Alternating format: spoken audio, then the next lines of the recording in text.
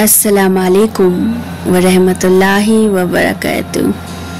আপনারা সবাই বৃহস্পতিবার দিন রোজা রাখছেন তো? কারণ আমাদের নবী করিম সাল্লাল্লাহু আলাইহি ওয়াসাল্লাম সোমবার এবং বৃহস্পতিবার এই দুদিনই রোজা রাখতেন। নবীজি বলতেন, সোমবার এবং বৃহস্পতিবার আল্লাহর কাছে দোয়া পেশ করা হয়। তো আজকের দিনে আমি রোজদার অবস্থায় তার কাছে দোয়া পেশ করতে চাই।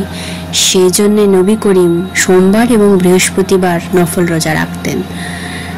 রমজান মাসে যে রোজা রাখা হয় সেটা ফরজ রোজা, আর বছরের অন্য দিন যে রোজা রাখা হয় সেটা হলো নফল রোজা। নফল রোজার কিছু কিছু ফজিলত আপনি পাবেন, যেমন ফরজ রোজায় যে ত্রুটিগুলো হয়ে যায়, যদি কোনো ত্রুটি আপনি করে থাকেন তাহলে নফল রোজায় সেটা মাপ হয়ে যায়, আল্লাহর সন্তুষ্টি লাভ করা যায়। নফল রোজা যদি আপনি সোমবার বা বৃহস্পতিবার রাখতে পারেন তো আল্লাহর সন্তুষ্টি লাভ করতে পারবেন। নফল রোজা রাখলে আল্লাহর ইখলাস লাভ করা যায়, ইখলাস বৃদ্ধি হয়, কারণ এই রোজা শুধুমাত্র আল্লাহর ওয়াস্তেই রাখা হয়। রোজা হচ্ছে একটা গোপন ইবাদত, তাই রোজা রাখলে আল্লাহর ইখলাস বৃদ্ধি হয় আর অফুরন্ত সওয়াব আপনি লাভ করতে পারবেন। যদি আপনি নফল রোজা রাখেন, অফুরন্ত সওয়াব আপনার আল্লাহর কাছ থেকে আপনি লাভ করতে পারবেন।